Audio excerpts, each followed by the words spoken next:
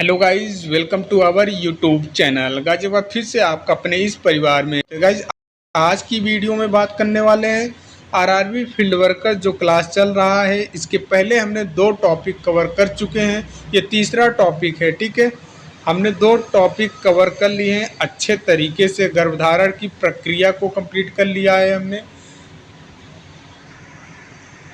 गर्भ निरोधक के विभिन्न तरीके कंप्लीट कर लिया है, और ये तीसरा आपका टॉपिक है राष्ट्रीय टीकाकरण सूची। ठीक है, इससे आपके 4 से 5 प्रश्न बनेंगे एग्जाम में। ठीक है, कुल मिलाकर 18 टॉपिक हैं और क्वेश्चंस पूछे जाने हैं 70। तो एक टॉपिक से 4 क्वेश्चंस बनेंगे। ठीक है, एक टॉपिक से आपके 4 प्रश्न बनेंगे ही बनेंगे, और 4 प्रश्न को करने के लिए पूरा टॉपिक अच्छे से थियरी प्लस एमसीक्यू आपको करना पड़ेगा। अदरवाइज आप 10 क्वेश्चन, 20 क्वेश्चन या 50 क्वेश्चन रट कर जाएंगे तो भैया ये हो सकता है कि आप क्वेश्चन को वहाँ पे अटेम्प्ट नहीं कर पाएंगे एग्ज़ाम में। और यही हाल एनएम वालों के साथ होता है। एनएम वालों को प्रश्न रटा दिया जाता है, लेकिन जो एक्चुअल चीज़ है थियरी, उस चीज़ को नहीं बताया जाता है। थियरी पढ़ने से आपको प्रश्न किसी भी तरीके से कैसे भी घुमा के पूछेगा, आप आसानी से बना के चले आएंगे। यूपी SSSC एनएम वाले जितने भी अभ्यर्थी हैं, आपके बुक में ये एक चैप्टर दे रखा है। एग्ज़ाम के पॉइंट ऑफ व्यू से आपके लिए महत्वपूर्ण है ही, प्लस आपको ये जानकारी रहनी चाहिए। आप ड्यूटी के दौरान या कहीं भी किसी भी तरीके से जा रहे हैं, ड्यूटी ही कर रहे हैं, प्राइवेट हॉस्पिटल में कर रहे हैं, कहीं भी कर रहे हैं, तो आपको ये जानकारी होना चाहिए कौन सा टीका, रूट क्या होता है उसका। ठीक है, कितना डोजेस। और हमारी पूरी कोशिश यही रहेगा कि इस मात्र एक वीडियो से आपको उतना सारा कुछ बता दिया जाए कि आपके एग्ज़ाम में और आपके जानकारी के लिए बहुत ही पर्याप्त हो, और कहीं बाहर से चीज़ें आपको ना पढ़ना पड़े। ठीक है, तो चलिए शुरुआत करते हैं वीडियो को। देखिए, टीकाकरण क्या होता है, इसको सरल भाषा में समझाते हैं। सरल भाषा में पहले समझने की प्रयास करिए।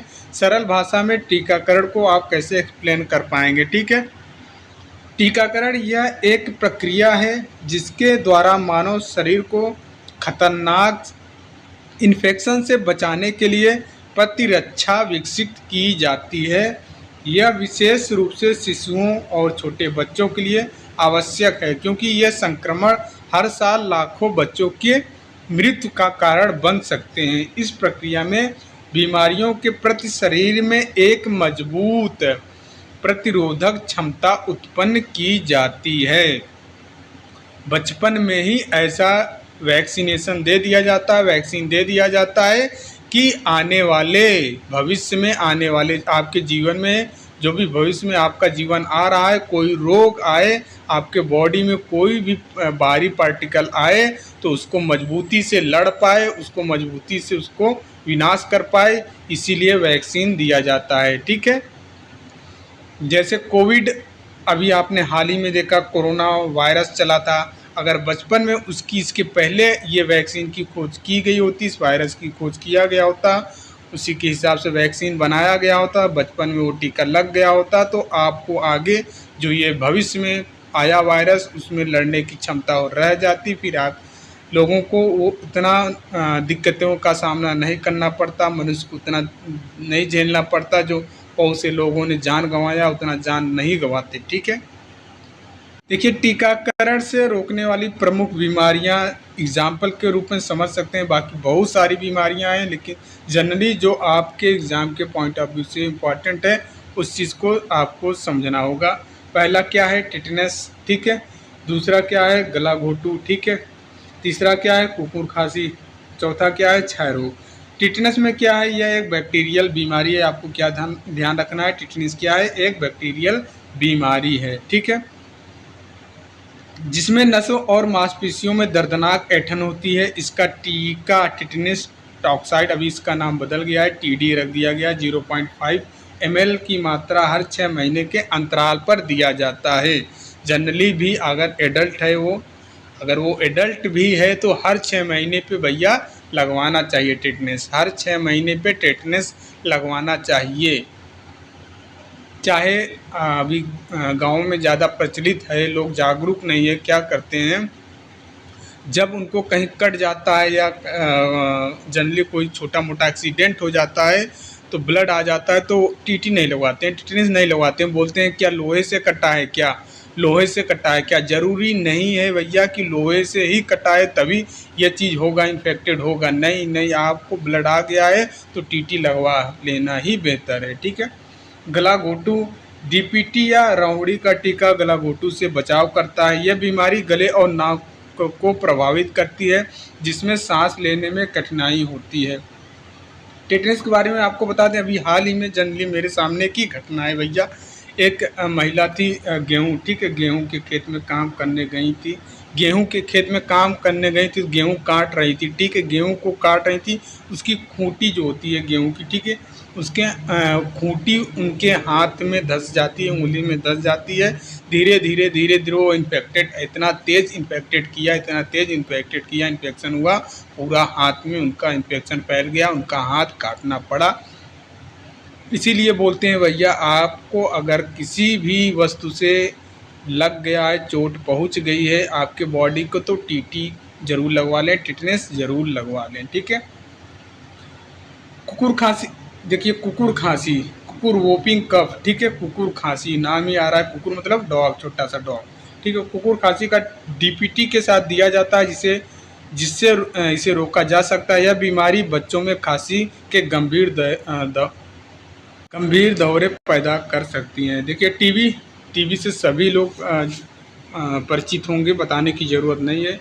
बीसीजी का टीका शिशुओं को क्षय रोग से बचाने के लिए दिया जाता है। यह टीका विशेष रूप से नवजात शिशुओं के लिए ज़रूरी होता है। पोलियो का टीका, जिसे ओरल पोलियो ओपीवी के नाम से जाना जाता है, इस वायरस को रोकने में प्रभावी है। इसे मौखिक या इंजेक्शन के रूप में दिया जाता है। नेक्स्ट हम देखने वाले हैं खसरा, ठीक है। खसरा में क्या होता है भैया? खसरे का टीका मम्पस रूबेला के रूप में दिया जाता है, जो अन्य संक्रमण जैसे मम्पस और रूबेला से भी बचाता है, ठीक है। अब देखिए हार्ड लेवल एमसीक्यू हम कर लेते हैं।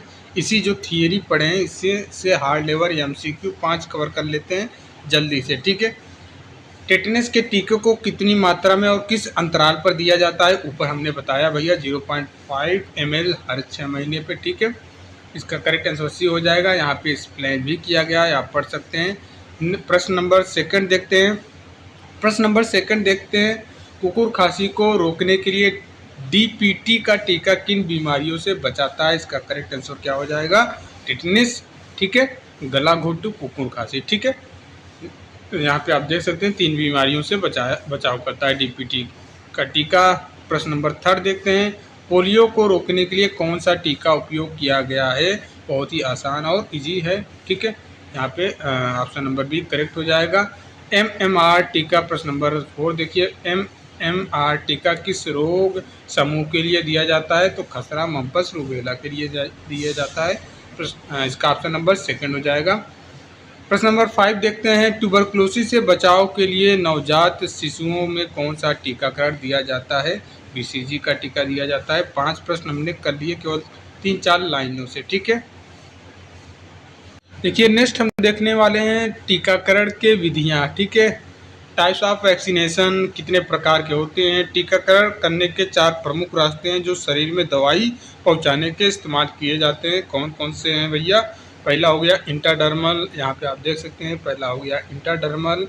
इसमें टीका त्वचा की ऊपरी परत के नीचे दिया जाता है। इस विधि का इस्तेमाल टीबी टेस्ट जैसे रोगों के लिए किया जाता है। फिर उसके बाद इंट्रामस्कुलर, इसमें टीका मांसपेशियों में लगाया जाता है। यह आमतौर पर बड़े टीकों के लिए इस्तेमाल होता है, जैसे MMR, ठीक है। नेक्स्ट यहाँ पे आपको देखना है सबक्यूटेनियस, ठीक है। इस विधि में टीका त्वचा के नीचे क्षेत्र में दिया जाता है। या डेंगू, पोलियो और हंसी खांसी, ठीक है, हंसी खांसी जैसे टीकों के लिए समान रूप से उपयोग किया जाता है। इंग्लिश में भी लिखा गया है, ये मत बोलिएगा कि समझ में नहीं आ रहा है हिंदी वर्ड, ठीक है, इंग्लिश में भी लिखा गया है। ओरल, इसमें दवाइयों मुंह के रास्ते से दी जाती है। यह प्रकार पोलियो के लिए उपयोग किया जाता है। अब देखिए रोल यहाँ पे क्या है भैया, एनएम के लिए रोल भूमिका क्या है, टीकाकरण को लेकर क्या भूमिका होनी चाहिए एनएम की, इसको भी ध्यान देना है। एनएम को टीका लगाने से पहले और बाद में कई सावधानियां रखनी पड़ती है। एनएम का मुख्य कार्य सुनिश्चित करना है कि टीका सही तरीके से सही समय पर सही व्यक्ति को दिया जाए। ठीक है, टीका लगाने से पहले सबसे पहले एएनएम को यह सुनिश्चित करना चाहिए कि वह सही दवाई और सही मात्रा का चयन कर रही हैं कि नहीं। व्यक्ति का नाम, उम्र और स्वास्थ्य स्थिति की जांच करना जरूरी होता है, ये चीज़ टीका लगाने से पहले। ठीक है, और उसके बाद इसके साथ साथ टीकाकरण से पहले हाथों को अच्छी तरह से धोना चाहिए। ये नहीं कि खाना खाते हुए पहुँचे, भोजन लंच टाइम ड्यूटी करने गए हैं आप भैया, लंच किए, ठीक है, कोई आया, ज़रूरी है वैक्सीन देना उसको ज़रूरी है, बस वही सब्जी हाथ में लगा के पहुँच गए टीका देने, तोड़ा, ठीक है, जो भी इंजेक्शन का एम्पुल हुआ है तोड़ा, उसको सिरिंज में भरा, डायरेक्टली लगा दिया। नहीं भैया, आपको हाथ धोना है, तब उसके बाद टीकाकरण करना है। और टीका लगाते समय क्या क्या चीज़ें हैं उसको भी ध्यान देना है। टीका लगाते समय, वो तो टीका लगाने से पहले की बात हुई, अब टीका लगाते समय सही स्थान पर सही तरीके से टीका लगाना चाहिए। जैसे कि इंट्रामस्कुलर टीका मांसपेशियों में और इंट्राडर्मल टीका त्वचा के नीचे लगाना होता है।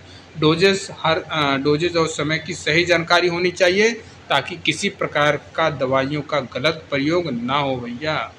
ठीक है, और टीका लगाने के बाद क्या भूमिका रहेगी, टीका लगाने के बाद एएनएम को मरीज की निगरानी करनी चाहिए कि कहीं कोई एलर्जी या अन्य दुष्प्रभाव तो नहीं हो रहे हैं। ठीक है, ये भी देखना पड़ेगा टीका लगाने के बाद। देखिए 5 राइट्स क्या है उसको आपको समझना होगा। ठीक है, 5R क्या चीज़ है। टीकाकरण या किसी प्रकार की, देख सकते हैं, टीकाकरण या किसी प्रकार के इंजेक्शन लगाते समय 5 राइट का पालन करना आवश्यक होता है। यह सुनिश्चित करता है कि सभी प्रक्रिया सही तरीके से और कोई गलती ना हो। देखिए इंजीनियर लोग जो होते हैं फैक्ट्री में काम करते हैं तो उनको फाइबर्स बताया जाता है, 5S बताया जाता है। ठीक है, तो साफ़ सफाई कैसे रख रखाव अपने टूल्स को करना है, मशीन का रख रखाव क्या करना होता है, वो सारी जानकारी 5S में रहता है। उसी प्रकार आप लोग एएनएम हैं, ठीक है, आप लोगों के लिए 5 राइट्स बनाए गए हैं, 5R बनाए गए हैं। ठीक है, तो क्या क्या है भैया देख लेते हैं 5R का क्या क्या है। पहला, राइट पेशेंट, सही मरीज। ठीक है, हमेशा यह सुनिश्चित करें कि टीका सही मरीज को दिया जा रहा है। कभी भी यह ना माने कि मरीज वही है, उसका नाम और पहचान जांचें। ठीक है, और उसके बाद नेक्स्ट क्या है, सेकेंड राइट में क्या है भैया, सही दवाई, सही मरीज सही दवाई, राइट ड्रग। सही दवाई का चयन बहुत ज़रूरी है। सुनिश्चित करें कि आप जिस दवाई को दे रहे हैं वह उसी बीमारी के लिए सही है या नहीं। पता चले कि भैया हुआ है फीवर, आप उठा के दे रहे हो मेप्टल स्पास, लो भैया पेट दर्द वाली दवा खाओ, या फिर डोटावेरिन दे रहे हो टेबलेट, लो खाओ दर्द वाली, जबकि आपको देना चाहिए कालपाल की दवा। तो सही दवाई का चयन करना चाहिए आपको। ठीक है, और उसके बाद डोज का भी ध्यान रखना चाहिए। ये नहीं है कि आपके पास कोई नवजात शिशु आया है, आप उसको ड्रॉप देने के बजाय आप उसको कालपाल 500 mg टेबलेट को अच्छे तरीके से पाउडर किया या घोला, फिर उसको पिला दिया। नहीं भैया, ड्रॉप देना है, सबका डोज बना हुआ है। तो यह सुनिश्चित करें कि मरीज को सही मात्रा में दवा दी जा रही है, अधिक या कम मात्रा से इलाज पर असर पड़ सकता है। ठीक है, राइट टाइम, सही समय पे, यह नहीं कि सुबह वाली दवाई आप दोपहर में दे रहे हो, दोपहर वाली दवाई आप शाम को दे रहे हो। ठीक है, सही समय पर टीका सही समय पर दिया जाना चाहिए। सही सुनिश्चित करना कि टीका निर्धारित समय के अनुसार दिया जा रहा है बहुत महत्वपूर्ण है। सही रास्ता, राइट रूट, ये इम्पोर्टेंट है भैया। थोड़ा सा लापरवाही स्वास्थ्य को खतरा दे सकता है। सही रास्ते से दवाई दी जानी चाहिए। उदाहरण के लिए इंट्रामस्कुलर टीका मांसपेशियों में और इंट्राडर्मल त्वचा के नीचे। टीकाकरण की सुरक्षा क्या करना है, एएनएम वालों को ध्यान देना है भैया। आप लोगों का टीका लगाने से पहले, इंजेक्शन लगाने से पहले यह जांचना चाहिए कि दवाई की तारीख सही है और वह किसी भी प्रकार से ख़राब तो नहीं है। एक्सपायरी डेट देखना है लगाते समय, लगाने के बाद भी एक्सपायरी डेट को देखना ज़रूरी रहता है। ये नहीं कि लगाते समय आपने देख लिया, ठीक है, गलती से फिर इधर उधर हो गया, लगा दिया आपने, फिर उसके बाद जांच करना है कि हाँ वही एक्सपायरी डेट पे है, वही दवाई दी कि नहीं। लगाने के बाद, लगाने से पहले, सबसे पहले लगाने से पहले, उसको लगाने के बाद भी, ताकि पता चले कि नहीं मैंने गलत दवा दे दिया, मैंने गलत एक्सपायरी दे दिया, तो उसका उपचार हो सके तत्काल रूप से। ये नहीं कि आपने छोड़ दिया, ध्यान ही नहीं दिया और रिएक्ट कर गया वो बॉडी में जाके मनुष्य के, तो खतरनाक खतरा पैदा हो सकता है, ठीक है। सुरक्षा उपाय, इंजेक्शन लगाने से पहले अच्छे से हाथ धोने चाहिए ताकि संक्रमण ना हो, ठीक है भैया। आपको हाथ धोना चाहिए, ना कि पेशेंट का, ठीक है। सही नीडल का उपयोग, हमेशा सही आकार और सही प्रकार की सुई का इस्तेमाल करें, ठीक है। सावधानियां, इंजेक्शन लगाते समय रक्तस्राव, सूजन या संक्रमण से बचने के लिए उचित सावधानियां बरतनी चाहिए। क्लियर। अब इसी के आधार पे एमसीक्यू हम देख लेते हैं। जो अभी आपने थियरी पढ़ा, इससे एमसीक्यू आपके क्या बन सकते हैं उसको ध्यान देना है। टीबी परीक्षण के लिए टीका किस विधि से लगाया जाता है? करेक्ट आंसर क्या हो जाएगा? इंट्राडर्मल, ठीक है। नेक्स्ट प्रश्न है, एनम को इंजेक्शन लगाते समय किस बात को ध्यान रखना चाहिए? बताइए, इसका करेक्ट आंसर क्या हो जाएगा? सही दवा सही समय पर दी जानी चाहिए, सही मरीज को टीका लगाना चाहिए, सही दवा सही मात्रा का चयन होना चाहिए, उपयुक्त सभी, ठीक है। प्रश्न नंबर 3 देखना है, फाइब्राइड में कौन सी बातें शामिल हैं? आपको बताना है। सही मरीज है, सही दवा है, सही रास्ता है, उपयुक्त सभी, ठीक है। याद कराने की कोशिश कर रहा हूँ, ना कि प्रश्न रटाने की। जो थियरी मैंने बताया और उसी को एमसीक्यू में कन्वर्ट कर लिया है ताकि आपको याद हो जाए, ठीक है भैया। ये नहीं कि चीज़ें आपको बताएं और आपको क्या ही, कहाँ पहुँचे थे हम। प्रश्न नंबर 4 देखना है, हमको। प्रश्न नंबर 4 क्या है भैया? इंजेक्शन लगाने से पहले क्या सुनिश्चित करना चाहिए? दवा की एक्सपायरी तिथि, ठीक है। ऑप्शन नंबर 1 करेक्ट हो जाएगा। हाथों की सफाई क्यों जरूरी है? संक्रमण से बचने के लिए, ठीक है। टीका लगाने के बाद मरीज को किन बातों को ध्यान देना चाहिए? टीका लगाने के स्थान की सफाई। टीका लगाने के स्थान की सफाई करोगे? बताओ। एलर्जी या अन्य लक्षणों की निगरानी करना है, ठीक है। ये इसका करेक्ट हो जाएगा। ये नहीं कि टीका लगाने के बाद उसको रगड़ के घिस के साफ करो। अगर रगड़ दिया ना तो भैया वो फिर लगाने के बाद उसको रगड़ा नहीं जाता है, ठीक है। टीका की पुनरावृत्ति, उपयुक्त सभी, ठीक है। इसमें करेक्ट आंसर भी हो जाएगा। सही दवा का चयन क्यों आवश्यक है? ताकि इलाज सही तरीके से किया जा सके। क्लियर। सही मात्रा में दवा देने से क्या होता है? रोगी का इलाज सही तरीके से होता है, दवाई का असर बढ़ता है, मरीज को साइड इफेक्ट से बचाया जा सकता है। उपयुक्त सभी, ऑप्शन नंबर डी करेक्ट है। वैसे ही ऑप्शन आपके आंसर सारे लिखे हैं तो उसमें बताने की ज़रूरत है नहीं। जो टीका मांसपेशियों में दिया जाता है वह किस विधि से दिया जाता है भैया? इंट्रामस्कुलर के नाम से बोलते हैं इसको, ठीक है। टीकाकरण से पहले मरीज की पहचान क्यों जरूरी है भैया? ताकि सही व्यक्ति को सही दवाई दी जा सकती। 10 का ये यहाँ पे देखिए निष्कर्ष भी आप देख सकते हैं। टीकाकरण एक महत्वपूर्ण प्रक्रिया है जो रोगों से बचाव करने के लिए की जाती है। सुनिश्चित करना चाहिए कि किसी बीमारी से बचने के लिए सभी सुरक्षा उपायों का पालन किया जा रहा है। एएनएम का कार्य केवल टीका देना नहीं बल्कि सही तरीके से सही समय पर सही व्यक्ति को टीका देना है, ठीक है। देखिए कुछ और इम्पॉर्टेंट चीज़ है। कौन सा टीका, यहाँ पे आप देख सकते हैं और भी है। कौन सा टीका, यह महत्वपूर्ण है कि सही टीका सही व्यक्ति को दिया जाए। प्रत्येक बीमारी के लिए एक विशिष्ट टीका होता है और यही कारण होता है कि टीका लगाने से पहले यह सुनिश्चित करना जरूरी है सही टीका लगाया जा रहा है। और भी स्वास्थ्य कार्यकर्ताओं का क्या दायित्व होता है, क्या रोल होता है, उसके बारे में भी और है चीज़ें आप समझ सकते हैं। यहाँ पे देख सकते हैं स्वास्थ्य कार्यकर्ताओं का यह दायित्व है कि वे टीकाकरण के प्रति लोगों को जागरूक करें, ठीक है। उन्हें इसके लाभ के बारे में समझाएं। खासकर बच्चों और माताओं को राष्ट्रीय टीकाकरण कार्यक्रम के अंतर्गत टीके लगवाने के लिए प्रेरित किया जाना चाहिए।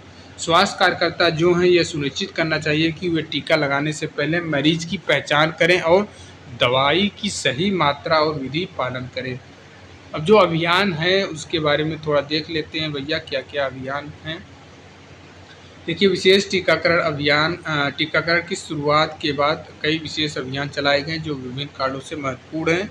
पहला क्या है, 1974 में विश्व स्वास्थ्य संगठन WHO ने वैश्विक स्तर पर टीकाकरण अभियान शुरू किया था, जिसे expanded programme on immunisation EPI कहा जाता है। 1953 में देखिए इसकी इम्पॉर्टेंट है EPI की शुरुआत 1974 में, ठीक है। यहाँ पे देखिए 1953 में भारत ने पोलियो के खिलाफ राष्ट्रीय पोलियो अभियान शुरू किया, जिसे पोलियो कार्यक्रम PPI बोलते हैं, ठीक है। आधुनिक टीकाकरण अभियानों में शहरी खसरा अभियान, नवजात टेटनस उन्मूलन और अन्य सार्वजनिक स्वास्थ्य अभियान को शामिल किया गया है, ठीक है। ये इम्पॉर्टेंट है, आपको ध्यान में रखना है। रिकॉर्ड्स और रिपोर्ट, यहाँ पे देखिए रिकॉर्ड्स एंड रिपोर्ट, स्वास्थ्य कार्यकर्ताओं के लिए रिकॉर्ड रखना एक आवश्यक कार्य है। यह सुनिश्चित करता है कि सभी टीकाकरण गतिविधियों का सही तरीके से दस्तावेजीकरण और समय समीक्षा की जा सके। रिकॉर्ड्स की महत्वपूर्ण श्रेणियाँ क्या हैं, जैसे आयाम रिकॉर्ड। यह रिकॉर्ड हर टीकाकरण के बाद बनाए जाते हैं। इस मरीज का नाम, टीके की मात्रा, तारीख और स्थान आदि शामिल होते हैं, ठीक है। फील्ड वर्कर वाले भैया यहाँ ध्यान देना, यही चीज़ है, यही ड्यूटी भी करना है आपको रेलवे में जाके, ठीक है। परिवार सूची और पारिवारिक रिकॉर्ड। यह रिकॉर्ड परिवार के सभी सदस्य और उनके स्वास्थ्य के बारे में जानकारी प्रदान करते हैं, तो आपको ये करना पड़ेगा वहाँ पे जाके, यही आपका मेन काम ही रहने वाला है। जितने भी कर्मचारी रेलवे के रहेंगे उनकी लिस्ट आपको तैयार करके रखना है भैया, उनके कितने बच्चे हैं, बीवी हैं, कौन उनकी पत्नी प्रेग्नेंट है कि क्या है, दुनिया भर का रिकॉर्ड आपके पास रहना चाहिए, ठीक है। योजनाबद्ध डेमोग्राफिक रिकॉर्ड, ठीक है। यह रिकॉर्ड लक्षित जनसंख्या जैसे बच्चे, गर्भवती महिलाओं, बुजुर्गों के लिए होता है। मात्र, देखिए यहाँ पे आ गया मात्र और शिशु स्वास्थ्य रिकॉर्ड। इसमें माता शिशु से संबंधित टीकाकरण की जानकारी दी जाती है, जैसे कि जन्म के समय संबंधित टीके और उनका समय। अभी MCQ लगाने वाले हैं, ठीक है। पहला MCQ है, EPI अभियान की शुरुआत कब हुई थी, अभी ऊपर हमने बताया 1974 में। व्याख्या आप देख सकते हैं, EPI की शुरुआत 1974 में हुई थी, WHO द्वारा किया गया था, जिसका उद्देश्य वैश्विक स्तर पर बच्चों को टीकाकरण को बढ़ावा देना था। पोलियो PPI की शुरुआत कब हुई थी, ऑप्शन नंबर C 1953 में। व्याख्या आप देख सकते हैं, बताने की ज़रूरत है नहीं, सारे ऑप्शंस भी लगा दिया गया है। स्वास्थ्य कार्यकर्ता के रिकॉर्ड को किस कारण से बनाए रखना आवश्यक है, तो ये सभी है भैया, उपयुक्त सभी यहाँ पे आप देख सकते हैं। टीकाकरण देखिए, प्रश्न नंबर 4 देखिए, टीकाकरण के लिए किस अभियान का उद्देश्य शहरी खसरे का उन्मूलन था, तो भैया इसका अर्बन, ठीक है। ऑप्शन नंबर B करेक्ट हो जाएगा। व्याख्या आप देख सकते हैं। प्रश्न नंबर 5 पे चलिए, मात्र स्वास्थ्य शिशु स्वास्थ्य रिकॉर्ड में क्या जानकारी होती है, तो भैया क्या होती है, बच्चे के जन्म से पहले टीकों की जानकारी, माताओं की शारीरिक स्थिति की जानकारी। ऑप्शन नंबर C, A और B दोनों हो जाएगा, ठीक है। Option number C। व्याख्या में आप देख सकते हैं। देखिए अब हम डिटेल में भैया चार्ट के माध्यम से सारा कुछ समझेंगे। अभी तक तो ऐसे ही पढ़ा रहे थे आपको, अब यहाँ से ही ध्यान देना है आपको, ठीक है। यहाँ से ध्यान देना है टीकाकरण के बारे में डिटेल में, ठीक है। देखिए फॉर प्रेग्नेंट वुमेन के लिए टीकाकरण क्या रहता है भैया, TD, अभी इसका नाम बदल गया है भैया, TD। ये लेटेस्ट अपडेट है, आपको ध्यान रखना होगा, ठीक है।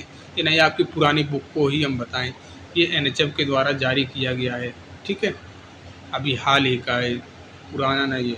अभी जो TT था उसका नाम बदल के TD रख दिया, TD1, TD2, TD बूस्टर, ठीक है। वुमेन में आपको ध्यान, प्रेग्नेंट वुमेन में आपको ज़्यादा कुछ सोचना विचारना नहीं है। सारे इंजेक्शन का साइट एक है, रूट एक है, ठीक है, डोज एक है, ठीक है। और यहाँ पे ध्यान देना है कब कब देना है, तो भैया जब प्रेग्नेंट, जैसे ही पता चले कि ये औरत जो खड़ी है प्रेग्नेंट हो गई है, तो इसको TD का इंजेक्शन लगा देना है, ठीक है। उसके बाद सेकेंड वाला कब लगाएंगे भैया, ये जो पहला आपने लगाया इसके 4 सप्ताह के बाद सेकेंड लगा दीजिए। अब बूस्टर कब लगाएंगे, यदि इन्होंने सेकेंड डोज प्राप्त कर लिया है 3 सालों में, ठीक है, तब आप इनको देना है, ठीक है। अब देखिए फॉर इन्फेंट, जो इन्फेंट के लिए है भैया, इन्फेंट के लिए अब यही चीज़ आपको दिक्कत करेगा याद करने में, कि याद कैसे किया जाए। तो चलिए थोड़ा बहुत ट्रिक के माध्यम से याद करते हैं और आपको भी याद करवाने की कोशिश करते हैं। यहाँ पे आपको दिखाई दे रहा होगा BCG और यहाँ पे दिखाई दे रहा होगा हेपेटाइटिस बी।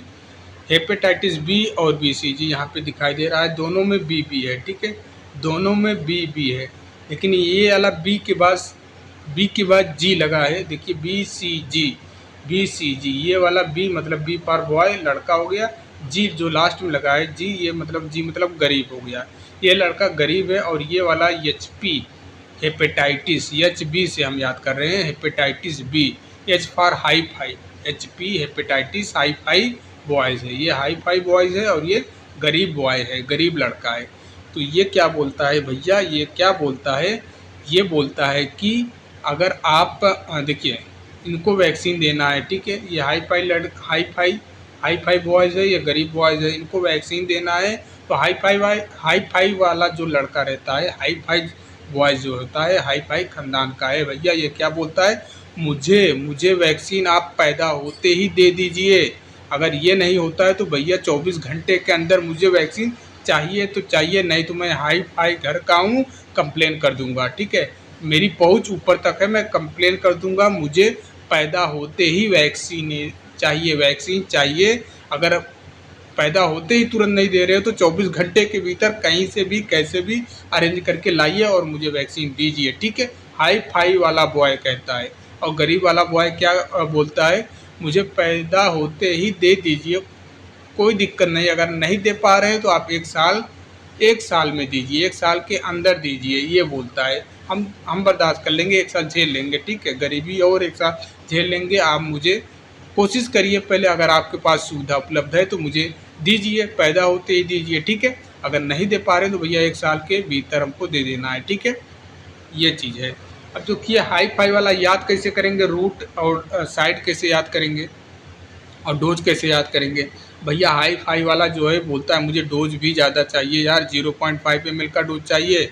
और इंट्रामस्कुलर मतलब अभी मैं आपको ले जा रहा हूँ कहाँ पे, चिकन, सभी लोग, कुछ लोग खाएंगे कुछ लोग नहीं खाएंगे, ठीक है, चिकन इंट्रामस्कुलर। अब भैया ये हाई फाई है, इसको मांस चाहिए, ठीक है, मांस चाहिए, ना कि ऊपर की चमड़ी आप दे दो।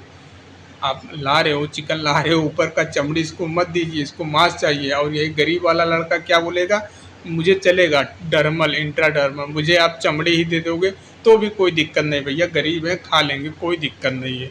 और ये बोलता है अब याद करना है मिठाई, मुझे मिठाई मतलब समझते हैं, पुला जिसको आप बोलते हैं, और इसको कहाँ लगाया जाता है, लेफ्ट अपर आर्म। तो मैंने कोशिश किया है आपको रिलेट करके याद कराने की, इतना चीज़ आपको याद हो गया होगा, BCG और हेपेटाइटिस बी, ठीक है, ये आप नहीं भूल सकते हैं, ठीक है। इनका क्या होता है, BCG का डोज क्या होता है, यहाँ पे 0.1 ml, अगर आप एक साल के भीतर लगा रहे हैं तो 0.05 ml, ठीक है, इतना आपको 1 मंथ लगा रहे हैं तो अंटिल 1 मंथ एज में 0.05 ml का, ठीक है। अब देखिए ये चीज़ आपको रटाने की ज़रूरत नहीं है, ये भी बताने की ज़रूरत नहीं है, यहाँ तक तो आपको समझ में आ जाएगा ये वाला चीज़, ठीक है, ये वाला चीज़, ठीक है। OP जो भी आपका ओरल वाला है ये आपको याद करें, पोलियो जो है, ठीक है, पोलियो का जो किया जाता है ये वाला और ये वाला, ठीक है, एट बर्थ 15 डेज में, और ये भी 2 ड्राप ओरल के द्वारा, ये वाला OPV 1 2 3 जो होता है 6 वीक 7 वीक 6 वीक 10 वीक और 14 वीक में, ये भी 2 ड्राप ओरल के द्वारा, ठीक है। अब देखिए अब ये वाला याद करना इंपॉर्टेंट हो गया, पेंटावैलेंट, ठीक है, पेंटा मतलब 5 लोगों का शक्ति है, 5 लोगों, यहाँ पे ध्यान दीजिए, पेंटा से हम रिलेट करते हैं भैया 5 लोगों की शक्ति, 5 लोगों की, पेंटा बोलता है भैया हम 5 बीमारियों को हरा सकते हैं, 5 बीमारियों को रोक सकते हैं। तो मुझे भी भैया जो सुविधा आपने हाई फाई लड़कों को दिया था वही सुविधा मुझे भी दीजिए, क्योंकि मुझे 5 लोगों में शक्ति है, 5 बीमारियों को भगा सकते हैं हम, मुझे भी दीजिए, ठीक है, मुझे भी दीजिए उसके जैसा सुविधा, ये बोलता है, पेंटा बोलता है, जो हाई फाई ऊपर आपने हाई फाई वाले लड़कों को जो सुविधाएं दिया है, जिस तरीके से उनको किया है वैसे मुझे भी चाहिए, क्योंकि मैं भैया 5 लोगों को हरा सकता हूँ, 5 लोगों की ताकत है मुझ में। तो बोलता है ठीक है, कोई दिक्कत नहीं, चलो तुम भी ले लो, वही सुविधा इसको भी दे दिया जाता है। यहाँ पे देखिए जो सारा चीज़ यहाँ पे है, डोज भी रूट भी और साइड भी, वही सुविधा इसको दे दिया जाता है पेंटा को भी। लो भैया तुम भी अपना ये लो, ये भी 6 वीक 10 वीक 14 वीक, 1 2 3 जो होता है, फर्स्ट 6 वीक पे, सेकंड 10 वीक पे 10 वीक पे, और थर्ड 14 वीक पे। ठीक है, तो आपको ये याद हो गया, पेंटा भी याद हो गया होगा, नहीं भूलेंगे, बिल्कुल नहीं भूलेंगे। रोटा वायरस, देखिए रोटा रोटा रोटा वायरस, घुमंता वायरस ऐसे बोल सकते हैं, रोटा घुमंता वायरस। ये क्या होता है, ये घुमंता है, कैसे घूमता है, गोल गोल घूमता है, गोल गोल गोल गोल, ये वायरस गोल गोल घूमता है, रोटा वायरस घुमंता। याद करा रहा हूँ, ये नहीं कि आप सच में मान लो गोल गोल घूमता है। ठीक है, याद कराने के लिए मैं रिलेट कर रहा हूँ ताकि आपको याद हो जाए। ये भी कब लगता है भैया, 6 वीक 10 वीक और 14 वीक। ठीक है, can be given till 1 year of age, 1 साल में। ठीक है, और इसकी मात्रा क्या है, 5 ड्रॉप। ठीक है, ये भी मुंह के द्वारा ओरल। ठीक है, तो इसमें ज़्यादा दिक्कत नहीं है। ओरल क्यों बोला भैया, क्योंकि ये घुमंटा है, घुमंटा कैसे गोल गोल घूम रहा है ना, इसलिए इसका रूट ओरल हो रहा है, ओरल। ठीक है, जब ओरल हो रहा है तो भैया ड्रॉप के ही माध्यम से दिया जाएगा ना। तो ये याद हो गया, रूट साइट डोज सारा कुछ याद हो गया इसके माध्यम से। ठीक है, रोटा वायरस भी हमने आपको याद करा दिया। अब हम देखते हैं पीसीवी। देखिए यहाँ पे पीसीवी देखिए 6 week 14 week, can be given till 1 year of age. Dose क्या रहता है। अब भैया ये भी पीसीवी जो है, ये भी तो अमीर ही है यार, ये भी अमीर है, ये भी पीसीवी बोला है, मैं भी पीसीवी हूँ भैया, मुझे भी चाहिए जो ऊपर आपने पेंटा को सुविधा दिया। पेंटा में पी है, पेंटा को वही सुविधा दे रहे हो, तो मुझ में भी पी है भैया, मुझे भी वो सुविधा दीजिए। तो बोलते हैं ले लो भाई, तुम भी वही सुविधा ले लो। ये भी बोलता है मुझे भी 0.5 ml का डोज चाहिए, और रूट मुझे भी जो खाना है भैया, मांस खाना है, हम भी चमड़ी उमड़ी नहीं खाएंगे। ठीक है, मुझे भी मांस खाना है, और इसका भी सारा प्रोसेस उसी के जैसा दे दिया जाता है। ठीक है, देखिए एमआर फर्स्ट डोज यहाँ पे आपको देखिए, अब मैं सारा कुछ ऐसे ही आपको याद कराऊंगा, तो फिर आप अपने मेहनत से आप क्या पढ़ोगे भैया, आपको भी तो कुछ पढ़ना होगा अपने से।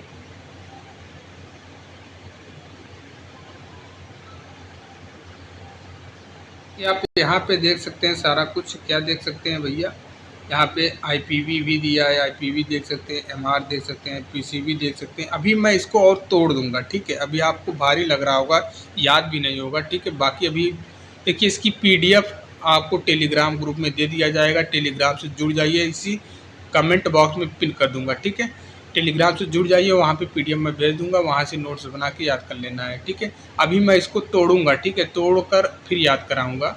अभी आप ऐसे देखते जाइए, स्क्रीनशॉट ले लीजिए। ठीक है, तो ये सारा कुछ हो गया। अब चिल्ड्रंस में जो रहते हैं भैया, चिल्ड्रंस में क्या क्या लगता है उसको भी ध्यान देना होगा। चिल्ड्रंस में क्या क्या टीका लगता है उसको आपको ध्यान देना होगा। में जो टीके लगता है, यहाँ जो वैक्सीन लगती है, ठीक है, यहाँ पे देख सकते हैं डीपीटी बूस्टर भैया, बूस्टर 16 से 24, लगभग बूस्टर जितने भी हैं 16 से 24 मंथ में कब दिया जाता है, व्हेन टू गिव 16 से 24 मंथ, 16 से 24 मंथ, 16 से 24 मंथ। जेई यार, ये जेई है तो बड़ा छोटा मोटा है नहीं, जेई अधिकारी है तो इसको भी 16 से 24 मंथ में। और इसको क्या चाहिए, जेई है भैया, तो ये भी मांस ही खाएगा भैया, ये लड़का जेई है, अमीर है। ठीक है, तो इसको भी मांस चाहिए 0.5 ml में, डोज इसका रहना चाहिए, मांस चाहिए, सारा कुछ समझे, जो सुविधा है अमीर जैसा ही इसको मिलना चाहिए। अब बूस्टर, ये लोग बूस्टर हैं तो बूस्टर के लिए भी डोज आप जानते ही हैं, इनका भी वीआईपी सुविधा ही होना चाहिए। तो ये सारा कुछ याद हो जाना चाहिए। अब देखिए विटामिन ए जो है सेकेंड डोज, नाइन्थ डोज, ठीक है, 16 से 24 with MR and remaining at an interval of 6 month up to the age of 5 year. ठीक है, डीपीटी बूस्टर 5 से 6 ईयर पे दिया जाता है, और इसका भी डोज 0.5 ml, इसका भी रूट वही इंट्रा मस्कुलर अपर आर्म में दिया जाता है। ठीक है, साइड अपर आर्म। बाकी ये चीज़ आप लोग पढ़े भी होंगे और याद, देखिए याद हो जाएगा, कई बार पढ़ेंगे, रिलेट करेंगे याद करने के लिए तो आसानी से याद हो जाएगा।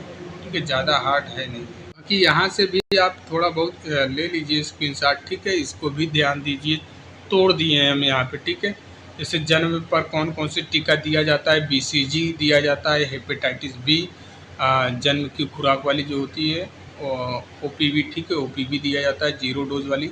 ठीक है, उसके बाद यहाँ पे देखिए 1.5 2.5 साढ़े 3 महीने पे pentavalent 1 2 3 DPT, hepatitis B, HIV, IPV, OPV, ठीक है, ये खुराक दिया जाता है। 9 माह पे कौन सा? खसरा, खसरा फर्स्ट, जेई फर्स्ट और विटामिन ए की प्रथम खुराक इंपॉर्टेंट है। विटामिन ए की प्रथम खुराक कब दिया जाता है? 9 महीने पे दिया जाता है।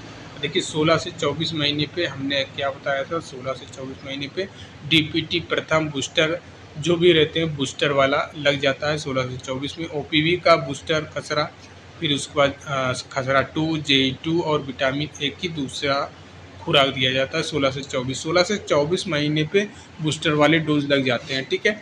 उसके बाद देखिए 5 साल पे डीपीटी दूसरा बूस्टर टीका, 5 साल पे यहाँ पे ध्यान देना है। डीपीटी का दूसरा बूस्टर टीका कब लगता है? 5 साल पे। और देखिए 10 और 16 साल पर टीटी बूस्टर लगता है, 10 और 16 साल पे टीटी बूस्टर लगता है। इस चीज़ को आप ध्यान रखिएगा, स्क्रीनशॉट ले लीजिए या नोट्स बना लीजिए अच्छे से। देखिए यहाँ पे ये चीज़ इंपॉर्टेंट हो जाता है क्या भैया? टीटी की सुई गर्भवती महिलाओं के लिए, ठीक है, टीटी की सुई गर्भवती महिलाओं के लिए पहली खुराक जैसे ही पता चले कि ये गर्भवती हो चुकी है ये महिला, लगा दो फट से इसको। दूसरी खुराक पहली खुराक के 1 माह बाद लगाना है, ठीक है, पहली खुराक के 1 माह बाद दूसरी खुराक देना है। और बूस्टर खुराक कब देना है? यदि पिछले 3 साल में टीटी वैक्सीन की सुई लगी हो, ठीक है, पिछले 3 साल में टीटी की वैक्सीन की सुई लगी हो, ठीक है। कि यहाँ पे एक चीज़ और है, यहाँ पे जेई टीका जो है, जेई केवल कुछ विशेष जिलों और राज्यों के अंदर है और विटामिन ए की खुराक 5 साल तक हर 6 माह पर, ठीक है, ये आपको ध्यान देना होगा, ये चीज़ हम बताएंगे। अब देखिए यहाँ पे भी कुछ चीज़ें हैं जो आपको जानना ज़रूरी है भैया। आप समझदारी दिखाएं, अपने बच्चों को संपूर्ण टीकाकरण करवाएं, ठीक है, नियमित टीकाकरण अपनाएं, बच्चों को जानलेवा बीमारी से बचाएं। तो कुछ स्लोगन है, याद कर लीजिए, काम देगा। अगला स्लोगन क्या है? आपका बच्चा ही आपकी दुनिया है, उसे एक स्वस्थ जीवन देना आपकी जिम्मेदारी है, ठीक है। अब बोल रहे हो, आप सोच रहे होंगे कि मुझे स्लोगन क्यों याद करवा रहे हैं, तो भैया इंपॉर्टेंट है, कभी कोई ये भी पूछ लेता है। जन्म लेते ही हर साल लाखों बच्चों की ज़िंदगी नीचे दर्शाई गई इन खतरनाक व जानलेवा बीमारियों के कारण जोखिम में पड़ सकती है, जैसे तपेदिक, टीबी, पोलियो, गलाघोटू, काली खांसी, ठीक है, टिटनेस, हेपेटाइटिस बी, खसरा, जापानीज, जेई जिसको बोलते हैं। देखिए पहला यहाँ पे अब है भैया BCG, तपेदिक, टीबी, ठीक है। आपको ध्यान क्या रखना है यहाँ पे? देखिए मैंने बोला ना, इसको तोड़ दे रहे हैं हम। BCG का टीका कब? जन्म के तुरंत बाद 1 माह के अंदर, ठीक है। तपेदिक क्या है आपको यहाँ पे ध्यान देना है, आप पढ़ सकते हैं, इसकी PDF हम भेज देंगे। ये कब लगाया जाता है, क्या किया जाता है, पूरा डिटेल में टीबी के बारे में ही यहाँ पे बताया। टीका कब लगवाएं भैया? जन्म के तुरंत 1 माह के अंदर, ठीक है। उसके बाद यहाँ पे आपको और भी चीज़ें, ये कहाँ पे उपलब्ध होता है, तो ये तो सभी को पता है भैया, सबके यहाँ उपलब्ध होता है, हर मेडिकल पे उपलब्ध होता है। यह बीमारी कैसी फैलती है? हवा में मौजूद जीवाणुओं के द्वारा फैलती है, ठीक है। और आपको यहाँ पे ये भी याद करना है इस बीमारी के लक्षण क्या हैं, तो यहाँ पे भी ध्यान देना है, ठीक है। क्या क्या प्रभाव पड़ते हैं ये भी ध्यान देना है, ठीक है। नेक्स्ट जो है भैया पोलियो। पोलियो क्या है? पोलियो के बारे में देख लीजिए। पोलियो का खुराक जन्म के 6, 10, 14 सप्ताह और 16 से 24 माह पर, ठीक है। 6, 10, 14 यहाँ पे इस वाली चीज़ को आपको लिखना है कॉपी में, एक जगह पे अच्छे से लिख लीजिए, ठीक है। पोलियो बीमारी क्या है, किसके द्वारा होता है? यह विषाणु या वायरस द्वारा फैलने वाला बीमारी होता है। पोलियो बीमारी से कैसे बचें यहाँ पे लिखा गया है, आप पढ़ सकते हैं। पोलियो बीमारी आपके बच्चे को कैसे अपना शिकार बना सकती है, सब कुछ डिटेल में यहाँ पे लिखा गया है। यहाँ पे और भी चीज़ें हैं, यहाँ पे देख सकते हैं। OPV पोलियो की खुराक, उसके बाद IPV पोलियो की इंजेक्शन मिलाकर पोलियो से संपूर्ण बचाव किया जा सकता है। क्लियर? देखिए अब देखिए IPV का टीका कब लगता है? 14 सप्ताह में OPV की तीसरी खुराक के साथ। कब लगता है भैया? 14 सप्ताह में किसके साथ? OPV खुराक के साथ IPV इंजेक्शन लगाया जाता है, ठीक है। IPV क्या होता है यहाँ पे लिखा गया है। IPV क्या है, IPV और OPV में क्या अंतर है? IPV के कई साइड इफ़ेक्ट हैं, वो भी दिखा गया है। पोलियो मुक्त देश होने के बावजूद अब भारत में IPV को क्यों शुरू किया जा रहा है, वो भी देख सकते हैं। सप्ताह की उम्र के बाद देरी मामलों में आने वाले बच्चों के लिए टीकाकरण की समय सारणी क्यों होनी चाहिए, सब कुछ डिटेल में पढ़ सकते हैं। PDF हम भेज देंगे। गला घोटू देख सकते हैं, ऐसे ही गला घोटू रहता है, घोट देता है गला को, गल घोटू, ठीक है।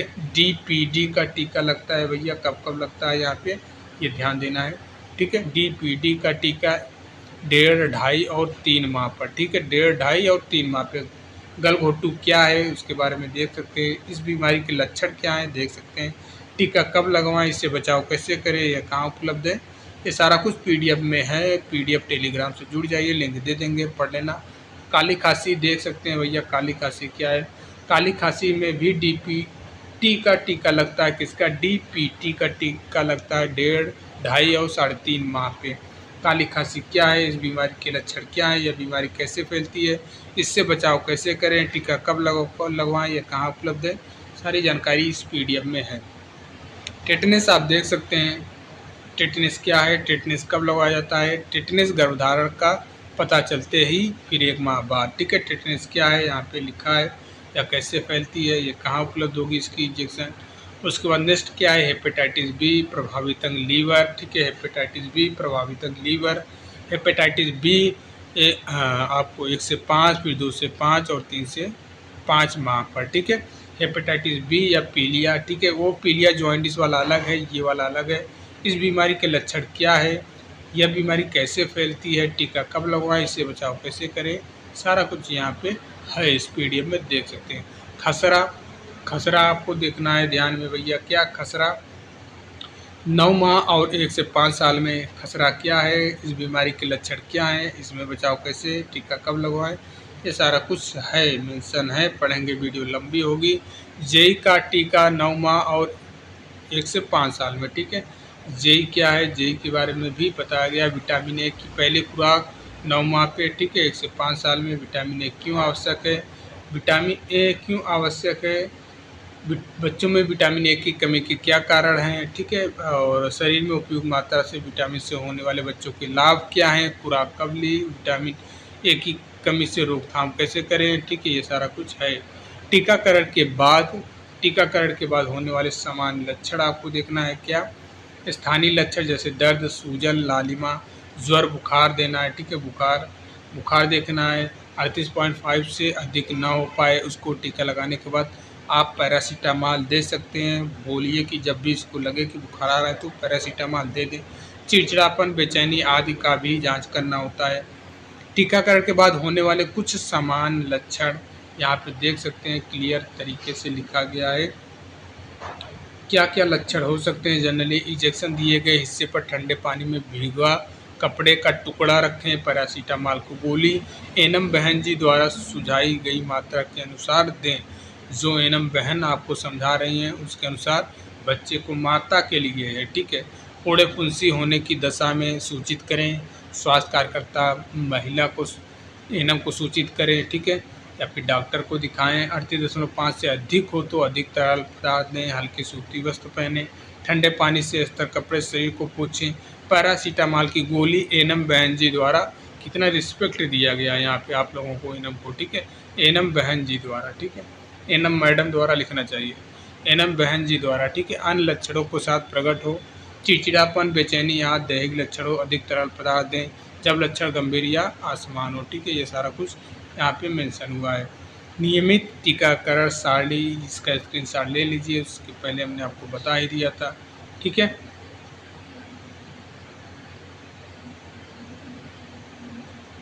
अब देखिए कुछ चीज़ें और हैं जानना यहाँ पे ज़रूरी है। क्या? बच्चे को टीका जरूर लगवाना और ये 4 बातें भूल न जाना। कौन सा टीका दिया गया है वह कौन सा बीमारी से बचाता है, ठीक है। दूसरा पॉइंट यहाँ पे क्या है, दूसरा पॉइंट है कि भैया अगला टीका कब और कहाँ लगाया जाएगा। टीकाकरण से कौन सी मामूली प्रतिकूल घटना हो सकती है और उसे कैसे रोका जा सकता है। टीका और चौथा क्या है, टीकाकरण कार्ड को सुरक्षित रखें और अगले नियमित टीकाकरण सत्र के साथ में लाएँ, ठीक है। और भी देखिए कौन सा टीका, ये 4 बातें हैं आवश्यक नोट। टीकाकरण कार्ड साथ जरूर लाए, सारी चीज़ें हैं। तो बस गाइज सारा कुछ हमने बता दिया। अब आप लोगों को बुक से पढ़ने की ज़रूरत नहीं है, बुक में जो सारा चीज़ था यहाँ पे कवर कर दिए हैं शॉर्टकट में सही तरीके से। अब आप इसको कैसे ऑब्जर्व कर पाते हैं वो आपके ऊपर डिपेंड है। बाकी इसकी पीडीएफ टेलीग्राम पे आपको दे दिया जाएगा। और एक कमेंट करिएगा कितने लोग एनएम के हैं, कितने लोग फील्ड वर्कर के हैं इस वीडियो को देख रहे हैं, ठीक है।